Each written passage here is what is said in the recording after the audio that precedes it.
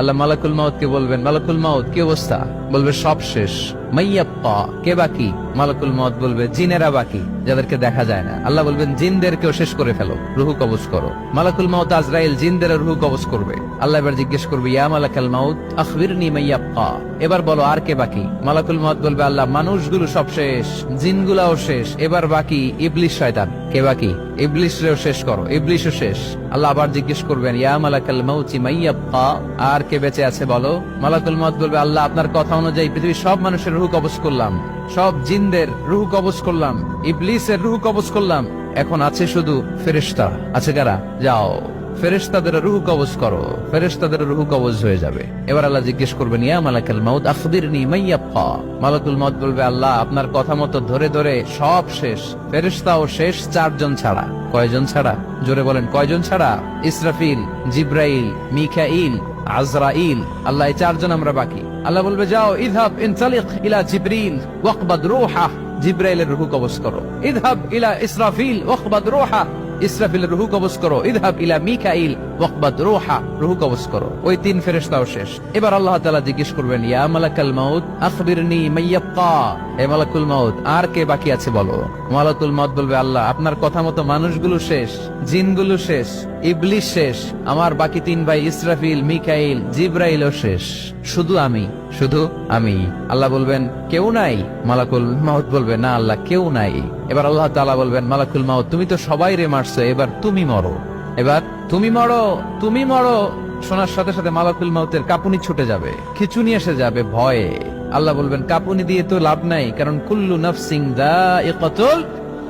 রব্বুল আলামিন বলবেন, মালাকুল মাউত কেঁদো না, এটাই দুনিয়ার বিধান, আমি আল্লাহর দেয়া বিধান, এটাই জন্মালেই মরতে হয়। যাও জান্নাত জাহান্নামের মাঝখানে একটা জায়গা আছে, জায়গাটার নাম হলো আরাফ।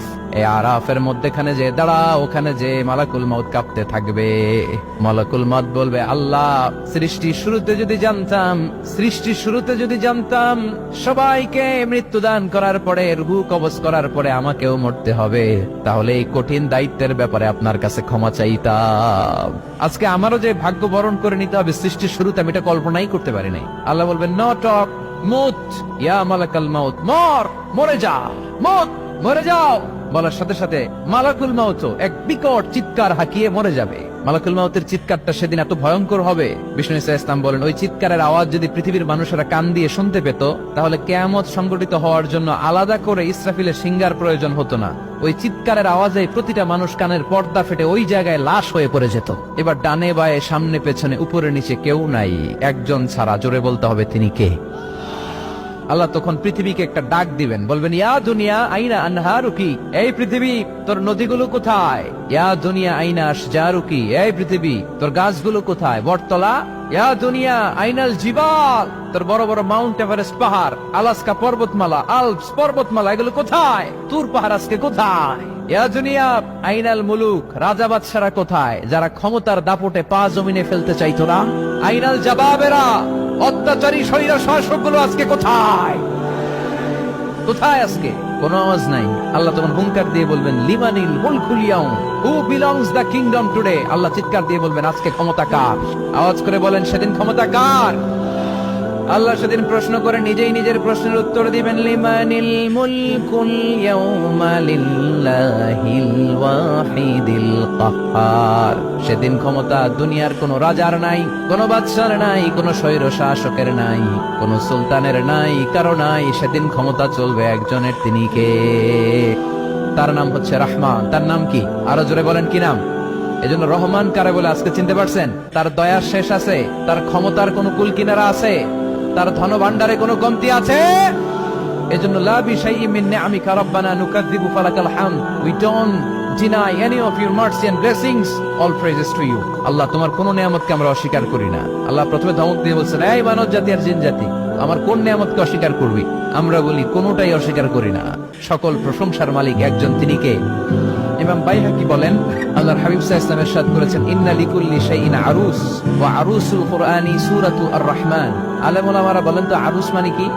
মাশাআল্লাহ, নববধূ।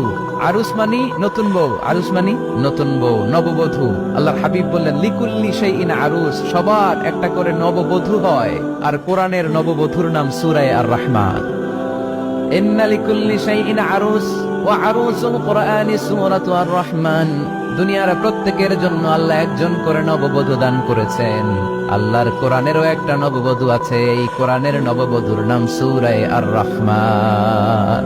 কোরআনের নববধূ, কোরআনের নতুন বউ, কোরআনের নতুন বউ।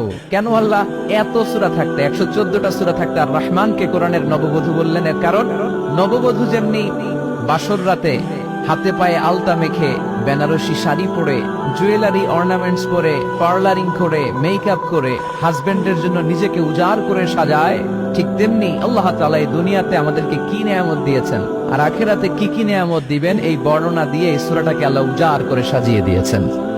এজন্য এই সূরার নাম হচ্ছে আরুস আল কোরআন। কোরআনের নববধূ, সবকিছুর নববধূ আছে। আর কোরআনের নববধূর নাম সবাই বলেন আর রহমান।